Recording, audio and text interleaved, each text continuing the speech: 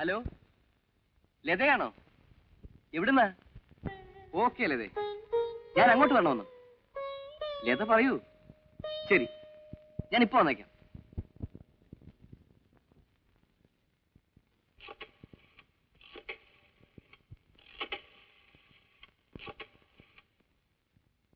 Hello, ആ room number 23 ഒന്ന് വേണമല്ലോ. ഹലോ, സതീഷല്ലേ? ആ ഓക്കെ, ഞാൻ ഇപ്പൊ വരാം. അതേടാ.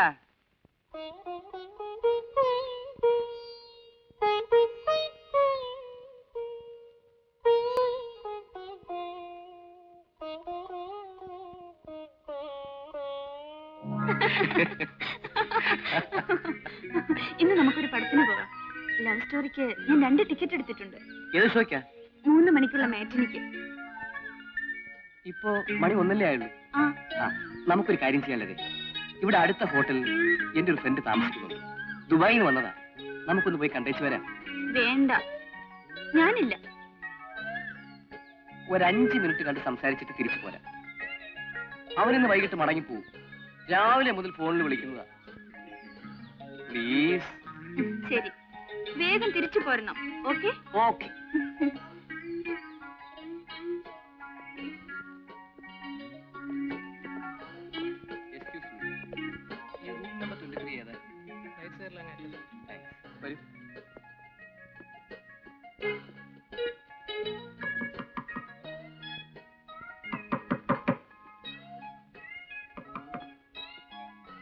ഹലോ, ഇതാരും മോഹനോ? വരൂ, ഇരിക്കൂ ഇരിക്കൂ. അല്ല, ഇതാര്? തന്റെ വൈഫോ? വൈഫായില്ല, വിവാഹം കഴിക്കാൻ പോകുന്നതേ ഉള്ളൂ. പേര് ലത. ലതേ, ഇതെന്റെ ഒരു പഴയ സുഹൃത്താണ്, മിസ്റ്റർ സതീഷ്. ദുബായിക്കാരനാ. തനിക്കെന്താണ് ഒരു പ്രയാസം? ഒന്നുമില്ല. ഇവരുമായി വരുന്ന കാര്യം തനിക്കൊന്ന് നേരത്തെ വിളിച്ച് പറയാമായിരുന്നല്ലോ. ഓ, അപ്പൊ വിളിച്ച് അനുഭവം ചോദിച്ചിട്ടേ വരാൻ പാടുള്ളൂ. അല്ല പിന്നെ എനിക്ക് എയർപോർട്ട് വരെ പോകേണ്ട ഒരു കാര്യം ഉണ്ടായിരുന്നു. എന്റെ ഒരു ഫ്രണ്ട് വരുന്നുണ്ട്. അത് ശരി, അപ്പൊ ഞങ്ങൾ പോകണം അല്ലേ? ശരി, പോവാ. ഇരിക്കണോ, താൻ എന്തൊരാളാ? ഞാൻ അവനെ കണ്ടിട്ട് 1 മണിക്കൂറിനുള്ളിൽ വരും. അതിനായി, അപ്പൊ പോയിട്ട് വാ. പിന്നെ ഞാൻ തിരിച്ചു വരുന്നതിന് മുമ്പ് പോയിക്കളല്ലേ?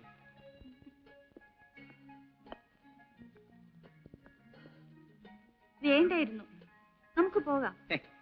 അത് ശരിയല്ല. ഇനി അവൻ വന്നിട്ട് നമുക്ക് പോവാം.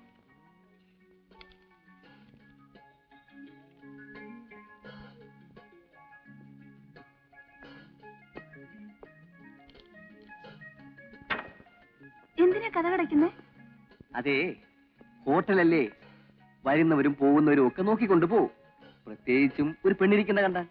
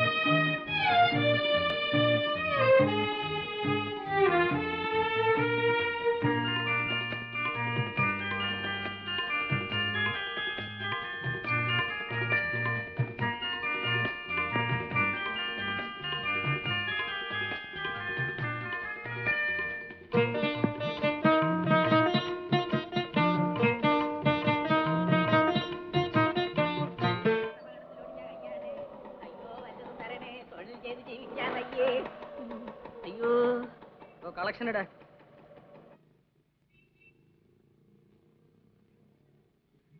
എന്താടോ, 12 രൂപയോ? ഇതുകൊണ്ട് എന്റെ സ്കൂട്ടറിന് പെട്രോൾ അടിക്കാൻ പോലും തികയില്ലല്ലോ. എന്താ എന്റെ ഉദ്ദേശം? തന്നെ കൊണ്ട് പറ്റില്ലേ പറ, ഞാൻ ചെയ്തോളാം. എനിക്ക് നല്ല സുന്ദരമായിട്ട് തണ്ടാ അറിയാം. വൈകുന്നേരം നമ്മളേക്കും കളക്ഷൻ കൂടും. ശരി ശരി, നല്ലപോലെ അധ്വാനിക്കണം. നിങ്ങളെയൊക്കെ വിശ്വസിച്ചാ ഞാൻ ഈ സ്കൂട്ടർ വാങ്ങിയത്. ഇടോ, നടന്നു വരുമ്പോഴും സൈക്കിളിൽ വരുമ്പോഴും സ്കൂട്ടറിൽ വരുമ്പോഴും എല്ലാം ഒരേ കണക്കിലാണല്ലോ താൻ കളക്ഷൻ തരുന്നത്. വെറുതെ വീണ്ടും എന്നെ തെണ്ടി ആക്കരുത്. നീ മറ്റുള്ളവന്മാരൊക്കെ നോക്കിയിട്ട് വരാം. വിളിക്കടോ. കൈ അതിനകത്തോട്ട് ഇട്ടിട്ട് വിളി. ഇടാ മുതലാളി. അയ്യോ, കാർ അപകടത്തിൽ ഒടിഞ്ഞ കയ്യാണ്. കൈയുള്ളവരെ ഈ കൈയില്ലാത്തവരുടെ അയ്യോ. ചിത്ര തിയേറ്ററിൽ ഒരു പടം ഓടുന്നുണ്ട്. ഗംഭീര പടവാ. ഞാൻ 2-3 പ്രാവശ്യം കണ്ടതാ. എത്ര കണ്ടാലും മതിയാവില്ല. പറഞ്ഞില്ലല്ലോ മുതലാളി.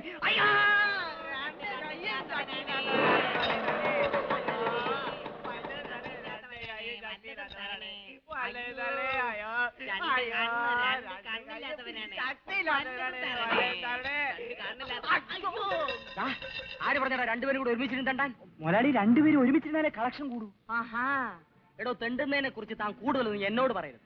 എവിടെ ഇരുന്ന് എങ്ങനെ തന്റെ ആ കളക്ഷൻ കൂടുമെന്ന് എനിക്കറിയാം. തന്നെ പഠിപ്പിക്കരുത്. നീ ആശുപത്രിക്ക് പോ. കളക്ഷൻ ഇട്. വെക്കോ. നിന്റെ കളക്ഷൻ എവിടെ? കാല് മാറ്റടേ.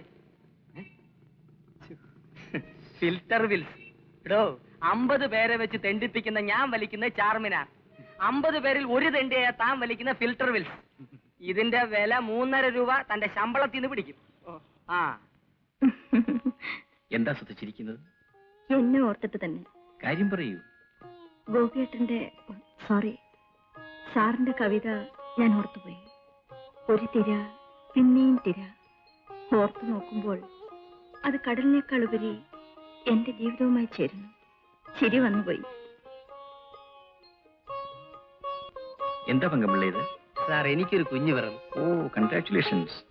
പണ്ടൊക്കെ ലഡ്ഡു, ജിലേബി, മൈസൂർ പാകൊക്കെ കൊടുക്കുമായിരുന്നു. ഇത് 4ാമത്തേതാ. ഇപ്പൊ ഒരു ചിട്ടയാക്കി ചുരുക്കി. ആൺകുട്ടിയാ. സാറ് തന്നെ ഒരു പേര് പറഞ്ഞു തരണം.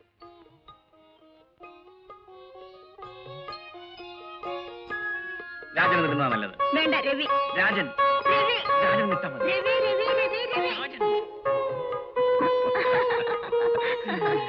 കല്യാണം കഴിഞ്ഞില്ല. അതിനു മുമ്പ് കുഞ്ഞിന്റെ പേരിനെ ചൊല്ലി നമ്മൾ തർക്കം തുടങ്ങി.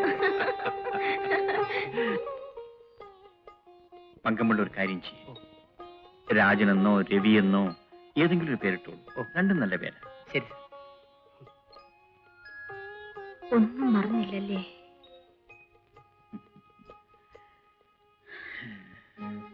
അയ്യോ, കാലയേട്ടാ, ഒടിഞ്ഞ കാലം നാട്ടുകാരെ വല്ലതും തരണേ. ഓ, ഒടിഞ്ഞ കാലാണ്. വല്ലതും തരണട്ടോ നാട്ടുകാരെ. ഒടിഞ്ഞ കാലം നാട്ടുകാരെ, വല്ലതും തരണേ. ഈ കാല് വെച്ചിട്ട് ഒരു ജോലിയും ചെയ്യാൻ പറ്റില്ല. കളക്ഷൻ എടുക്കണേ.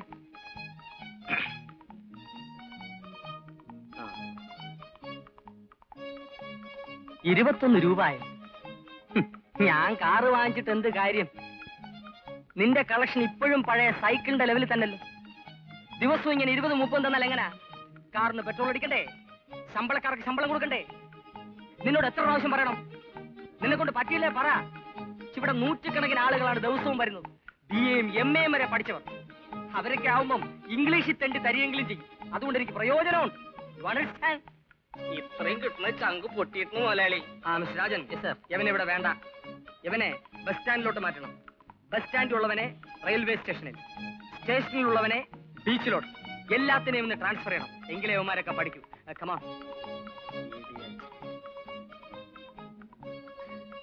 മിസ്റ്റർ രാജൻ സർ, ആ BA-ക്കാർ 2 പേര് വന്നിട്ടില്ലേ? അവരെ നാളെ വേഷം മാറ്റി എയർപോർട്ടിലോട്ട് അയക്കൂ. Yes sir. കയറൂ.